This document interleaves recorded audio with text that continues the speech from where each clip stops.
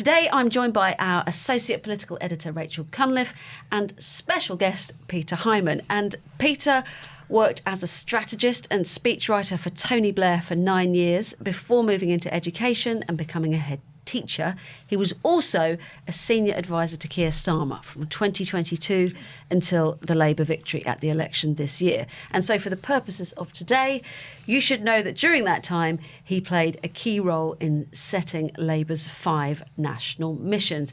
It is great to have you here today, Peter. Thank you. Great to be here. Just after Keir Starmer has set out his plan for change. And during his speech today, he's kind of tweaked those missions a bit and announced new milestones in 6 areas. To those of us watching it, it felt a bit like another manifesto launch. We're only 6 months in to this Parliament. Why now, do you think? Well, in government, you've got to show what you're focused on, what your priorities are, and try and get a grip of a very unwieldy system. Mm-hmm. So I think it is perfectly a good thing to do, having been in government for a few months, to say, look, we've got these 10-year national missions. How do we break it down into more manageable parts and to have milestones along the way? And also signal to the public that those milestones are in areas that are of key interest to them and priorities for them, and things that will make a real impact. So it's also there's obviously a big political lens over all of this, showing that these are the things that Keir thinks are critical, and he sometimes used the phrase mission critical for getting re-elected. So that's part of the benefit he will see in prioritising. To what extent do you see it as a reset? That's the word that's been used in the media in the run-up to the speech, that things haven't been going as well as Keir Starmer and the government may have liked. His personal ratings have plummeted. We've had the winter fuel allowance, the farmers' inheritance tax row. Is this a chance to sort of start again? Well, look, on the one hand, it's totally unfair, and it's a bit of a media cliche, which is whenever the Prime Minister makes a major speech, the opponents always want to say, well, that's a reset. To be fair, we did it a bit to Rishi Sunak. We used to say this is reset number 10, even though he was... Some of the time, to be fair, it was a reset. Some of the time, it was just the Prime Minister doing a speech. So I take that all with a pinch of salt. What I think it is, and there has been, ups and downs over the last few months, is a chance to set a real direction of travel and focus for this coming period. What I would say is the targets are one thing, the milestones are one. The critical thing, and I know people at number 10 and around Keir know this, it's the how that matters. The critical thing in the next 6 months is getting what I call the mission architecture in place, because actually to deliver these missions, as he acknowledged today, is really, really difficult. So if you want to build 1.5 million new homes, you've got to have people in a task force with the best people in the country helping to do it to actually achieve that goal. Otherwise, it won't happen. Yeah, I mean, you wrote for the New Statesman, for newstatesman.com at the weekend, and you made exactly that point, that each of these areas needed a sort of CEO figure to drive change. Did we hear anything about that today? We didn't today. I'm assuming it will come. But let's be clear, there's a choice here. And it's a choice that has to be, in a way, it has to be won very quickly, because there are some people who think that the traditional business as usual way of doing things, cabinet committees, where, to be fair, ministers just turn up and read their brief and go away again, or you hand it to a director general, as they're called in the civil service, who happens to have 10 things on their plate, of which the mission might be one of them. This is no way to get a mission done. We know from the vaccine task force, we know from when Labour was last in with people like Louise Casey running rough sleepers or antisocial behaviour, where you've got a dynamic person with a multidisciplinary team who's on the hook for it, who can report directly to the Secretary of State, or in many cases the Prime Minister, and is not going to be shuffled off in 18 months as civil servants often are, but is there for 4 or 5 years to deliver, and crucially to deliver with people on the ground. Because one of the other things I said in that piece is it's got to be bottom up as well as top down. But unless that architecture is put in place, these missions simply won't be delivered. If you'll forgive me, Peter, there's an echo of Dominic Cummings about what you're saying. Well, about the sort of the implicit criticism of the civil service and the way it's geared up, and the need to have a direct line to the Prime Minister in order to get things done. So I don't blame civil servants, particularly individual civil servants. There are a lot of fantastic civil servants. What I do blame is the system that's grown up. I mean, at the moment, there is a culture that is not geared towards innovation. It is geared to business as usual. As I said in that piece, Kate Bingham is pretty damning that even at the height of COVID, when this is a national emergency, a lot of civil servants are incredibly paranoid about taking any risks and whatever because of what they'll be called in front of a select committee. So we've got the incentives wrong. We've also prioritised generalist civil servants, and they're important, but you also have got to have specialists as well, because you've got to. I mean, the one thing going back to the housing example, as I said, I asked an ex-permanent secretary the other day about housing and who would be doing it. He said, "Well, I know." The person who's the best in the civil service for housing, and I know where they are at the moment, and it's not in the housing department because they've been promoted, so they're probably now running something completely different. So there needs to be a lot of civil service reform. There needs to be a lot of prioritising and incentivising civil servants to look outwards. There needs to be 3 permanent secretaries I've heard in the last month have been resisting having outsiders come in to help on some of those things. Well, I think that the thing I can understand them resisting is to say, don't just plonk a random outsider without changing, plonk it on top of the civil servant and just think something will happen. So it is true, you can make mistakes doing that, but the general openness has to change of saying, what is the team we can build that together that is going to do these missions. It is going to build the homes. It is going to get to clean power. We've got to use. There were people queuing up, and I know this from when I was working for Keir, and we'd built coalitions around a lot of these missions. There were people queuing up to be part of what are national missions. They're not Keir's missions. They should be national missions in which everyone's playing their part. Rachel, why now? Why have this reset? I think one of the things that comes up in focus groups, one of the things that comes up in just MPs talking to people in their communities is people don't really know what the government has done. Like they had this manifesto with a single word slogan, and that slogan was change. But if you ask people what has the government done, they will talk about the withdrawal of the winter fuel allowance for most pensioners. They'll talk about the farms tax. Maybe they'll talk about employers' national insurance. They'll talk about the scandals, Taylor Swift tickets, Arsenal tickets, new suits.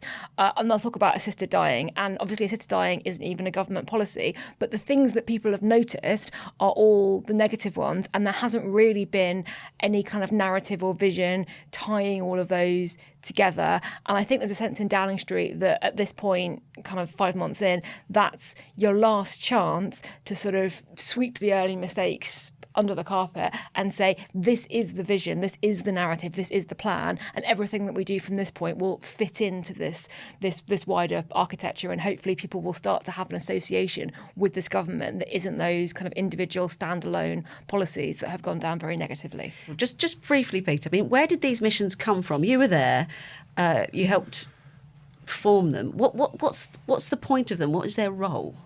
Their role, and I think this is absolutely crucial. Look, we all know the difference between an ambitious goal, which is, if you like, a North Star to aim at, and something that are the too many targets that are sort of just tying people in knots or whatever. So lots of people rightly say we don't need hundreds of micro targets because it constrains us.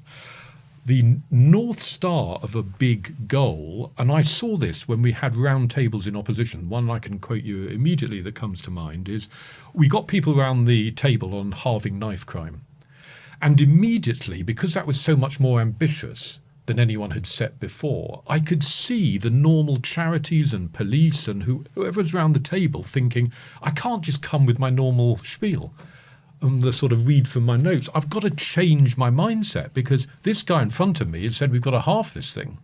So I think it has a galvanising effect, and also at a time when everyone thought this was broken Britain, we can't actually be ambitious anymore, we're not achieving anything, to say in 4 or 5 key areas we can set our sights high again as a nation, I think that's very powerful. As I say, the key is then working out how you get there. And I'd just say one thing about that. I think there needs to be a 4-stage process. There needs to be a proper diagnosis. This was done in health with the Darzi report as an example. Then there needs to be a 10-year plan, and that's hard to get together, a 10-year plan. and that has to bring together huge amounts of expertise and opinion. Then there's got to be a coalition to implement it.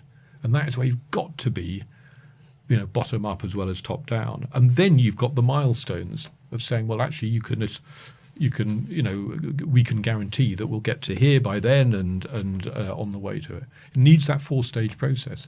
And that hasn't yet happened, as far as I can see, in all of the different mission areas. And it needs to happen very quickly. Rachel, watching the speech today, was the feeling one of great ambition that Peter set out there, positivity? What did you pick up? I think there was a lot of ambition in there, and the milestones are ones that, if they're achievable, will make a difference to how people feel. So the first one is on living standards. Now, Keir Starmer didn't set a target for how much he wants living standards to rise, and you could argue that living standards are kind of slowly creeping up anyway. So it's almost inevitable that it will happen. But what that I think is sort of code for is, do people feel better off? Do they feel less financially precarious by the next election? And that's in contrast to, we want to have the highest economic growth in the G7, which they've still said is an ambition, but it's come out in focus groups, it's come up on the doorstep, that people don't care about growth on an abstract level. They care about, do I feel more financially secure that I can pay my bills? So living standards, that will make a real difference. The reiterating the target about the NHS, 92% of patients seen within 18 weeks, that is sort of part of Wes Streeting's big overhaul mission that we've talked about a lot on this, and we've talked about with Andrew Marr, how if people don't feel that it's easier to see a GP, see a specialist, that the ambulance will turn up, if they don't feel that by the next election, that's going to be the key thing that determines whether or not Labour gets a second term. 13,000 more police officers, which is about safer streets, which is one of the core themes, but also just about, do you feel like when bad things happen to you, the bits of the state that are meant to be there for you are, or do you feel that your phone gets snatched, your bike gets stolen, there's a burglary, and the police don't even bother to turn up? A new one on early years, on 75% of children being school ready by the time they're in reception. I mean, the fact that what does that mean? That means able to speak, that means out of nappies, that means able to kind of focus on learning in a school environment. The fact that has to be a target, I think, is really damning of the way that early years and new parents have kind of been abandoned. Part of it's COVID, part of it is some of the effects of that, part of it is poverty, part of it is a lack of other frontline services. But if you have classes full of 4-year-olds and a significant number of children in those classes just aren't in a state to start school, that doesn't just impact them, that impacts the whole class.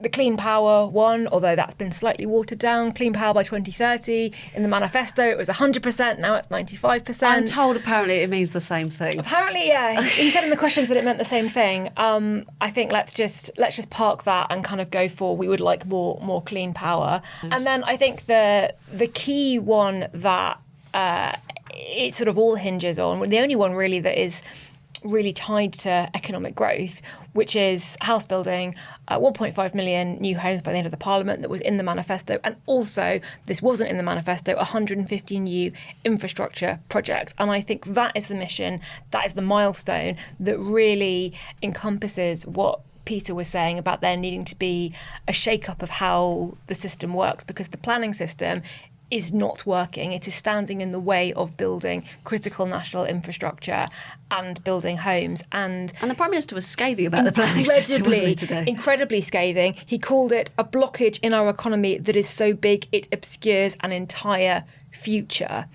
So that is one of the things that doesn't cost a huge amount of money up front, although you have to hire a lot more planning officers, which is something that I know Megan Kenyon has talked about in the New Statesman. But you have to take a look at the process and go, what is holding this up? And just be prepared to make a lot of people very unhappy, so you can build that power station, build those pylons, build those roads, build HS2 without a £100 million bat tunnel getting in the way, and build those homes. And you know when you're taught how to write essays at school and they say, you've got to say what you're going to say, and then you've got to say it, and then you've got to say what you said. I think it's kind of a bit like that over the course of Parliament. You've got to say, this is what the government wants to do, then you have to do it, and then you get to the election and say, this is what we've done. So this was the first stage of that, and the hope is that if they can do them, that's a really big if that we'll come back to, but if they can do them, then the public will notice, I was able to get that doctor's appointment, and that was one of Labour's missions, and they have made that better. My child was able to buy a new home in the area, and that was one of Labour's missions, and they've made that better. So you are associating the progress that you hope voters will feel with direct, concrete policies from the government. To what extent, Peter, do you think this is a slightly risky strategy? Because once you put a number on something, then it's obviously something that people can measure you against. I mean, taking the NHS target, 92% of people seen within 18 weeks. I mean, England hasn't met that since 2015. We are I think we're 58%, I think, at the moment, don't quote me, but we are so far away from that. Is there a danger, I guess, on one hand, you just don't meet it, but on the other, that everything is put towards meeting it, that other areas of the NHS are neglected in the process? You can sometimes have the distorting factor, and that's a risk with all forms of target. I'm of the school of thought, and we debated this a lot when we were designing them, that if you've got that North Star, people forgive you if you're 80 or 90% of the way there because they know it's very ambitious. And then, of course, in terms of re-election strategy, you can say, let us finish the job. I think if you're miles off, that's a problem. If you're not even getting close. But I think if you can make progress, and if the target has galvanised people, I think that is a good thing to do. But I think, I mean, in terms of just responding to what you were saying earlier, there's a great debate, as we know, and you've had some of it on your programmes and podcasts, of what are the limits of delivery and deliverism. You can deliver and not get much credit for it. That's not to say you shouldn't deliver, of course. Delivery gets you some of the way. But I just say that part of what this is beginning a process of is is two things. One is there has to be an animating idea that joins all of this together. And I think some of that was in the speech today, which is about rebalancing the country. The country has been out of sync in terms of it's been run not for working people, but for various groups and elites, and it hasn't been run on a day-to-day basis in service of working people. So that is if you like, the animating idea. And that sense of rebalancing is quite an active thing, quite a edgy thing to be saying, because when things are rebalanced from one group of people to another, as we found in some of the actions taken by this government already, whether it's on private school tax breaks or whatever, people, come out and oppose it. So that rebalancing is, I think, what this all adds up to.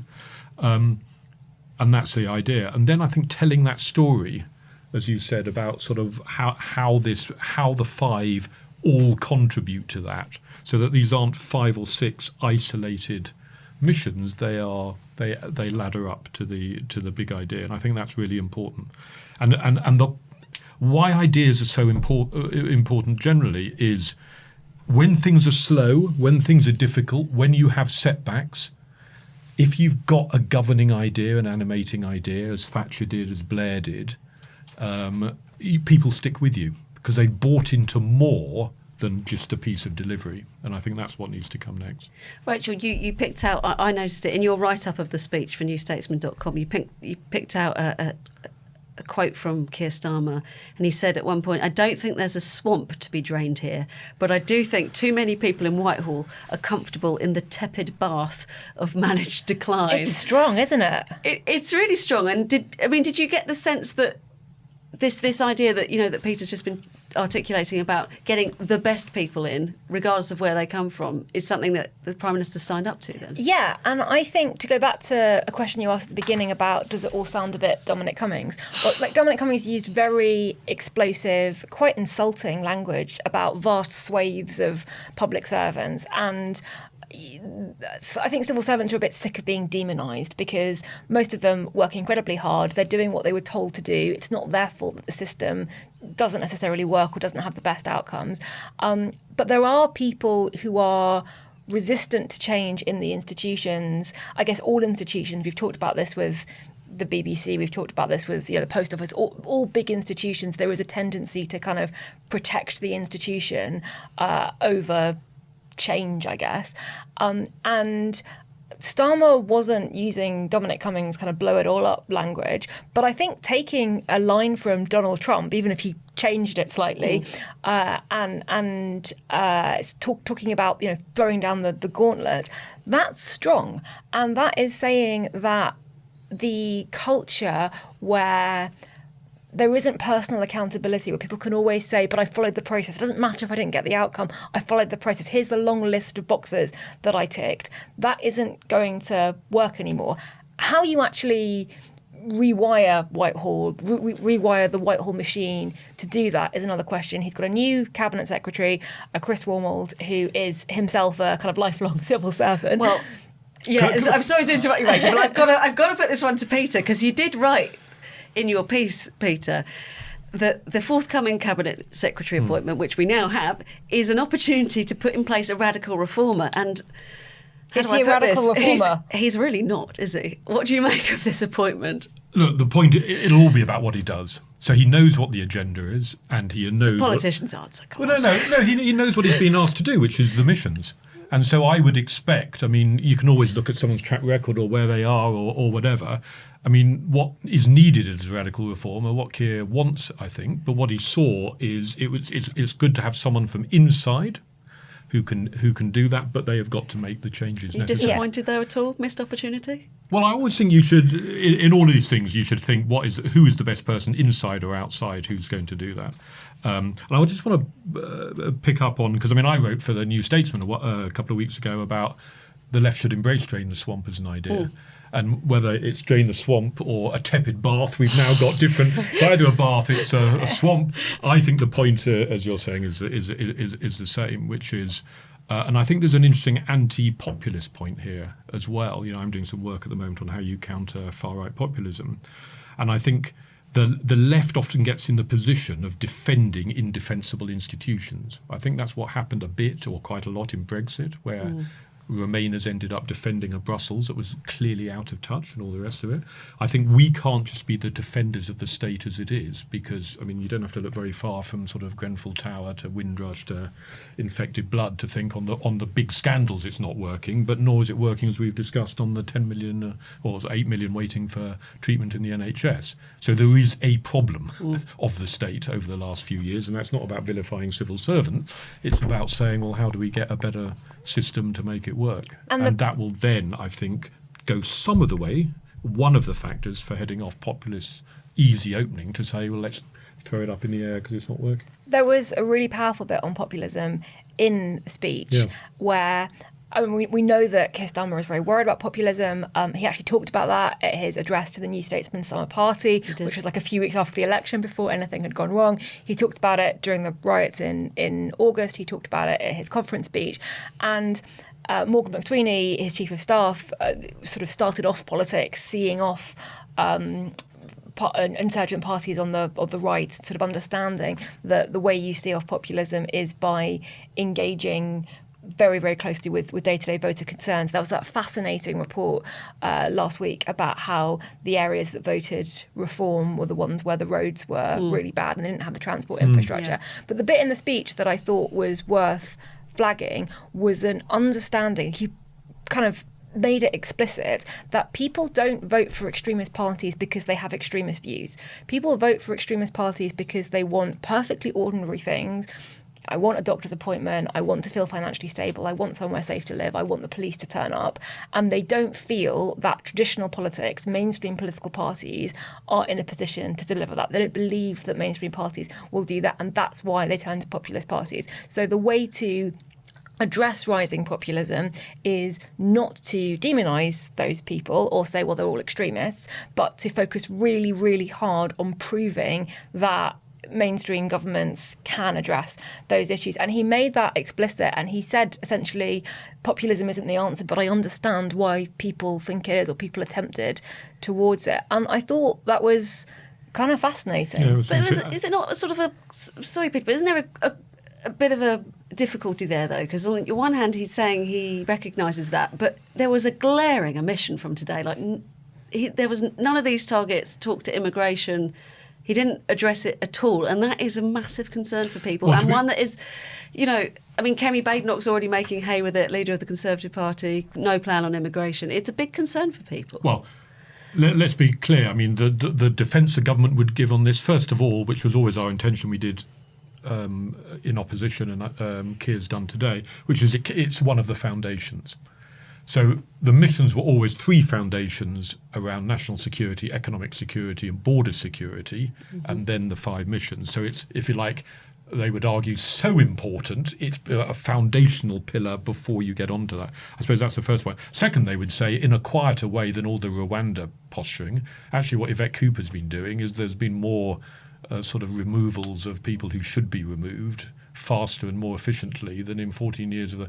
So I think what they're hoping is the actions will speak louder than the many words that you got from the Tories. So I suppose that will be their defence. I mean, coming back to what you were saying before about the heading off reform, I think this other thing which I picked up in America a lot as well is this idea of it's the feelings and the feeling of being heard as well. So again, and I know they're acutely aware of this, which is the numbers are one thing and the sort of delivery is another, but you've actually got to tell a story in which people feel heard and seen, and that people get your life. And I think that and to be fair, the respect agenda of Keir's goes some way to doing that. I want to put a question to you, Peter, from a listener. We usually do this on Fridays, but this is the perfect opportunity to do it. So this is from a gentleman called Philip Parker. And he actually asked us, when is Starmer going to improve the messaging? It is still dire and needs a competent communicator to deliver it. We should say that question was sent in before this speech, so we don't So know what they think of Philip today. is not offering his critique of today, but is there some truth in that? The messaging's just not there.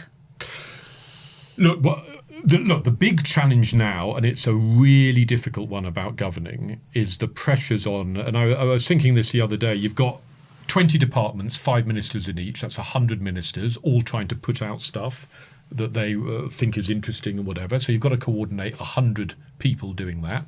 You've then got stuff that the Prime Minister has to respond to. So if you're a member of the public, you might think in the last fortnight, the only thing Keir Starmer cares about is assisted dying.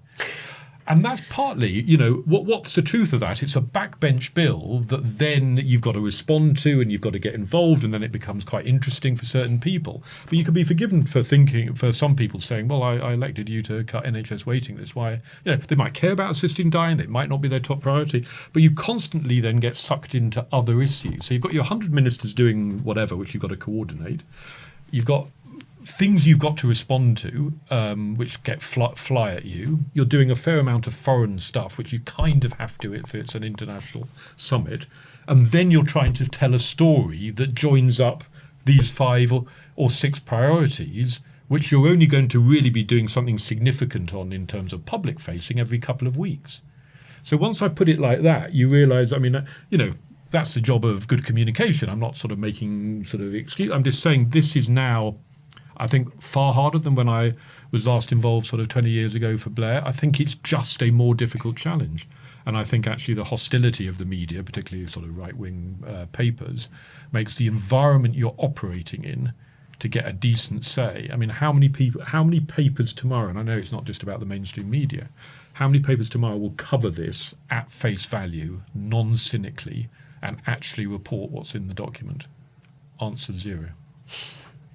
So it's a difficult environment, and that's why this storytelling we've talked about today has to be repeated and refined and connect with people to make it work. I'm just going to give an opinion, which is purely my own opinion. It's not even the New Statesman's opinion, it's just mine. I thought the language in the speech was good. I thought the rhetoric was strong. He was delivering it at Pinewood Studios, obviously a sort of iconic film and television sort of success story there, British success story there.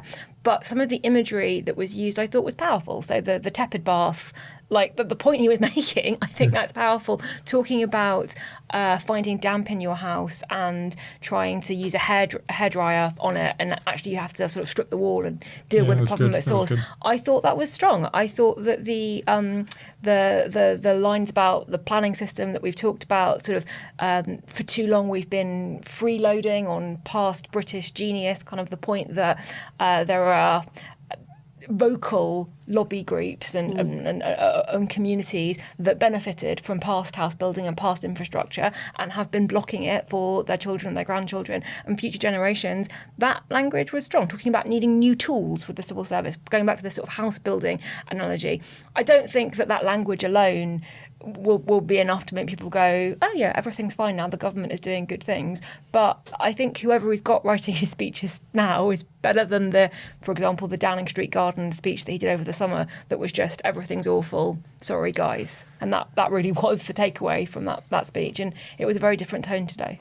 Just thank you very much for joining us, Peter. It's been really great to hear your insight. I mean, given that you played such a fundamental role in shaping these missions, you chose not to enter number 10 when Keir Starmer became Prime Minister. I wonder, any regrets about the decision?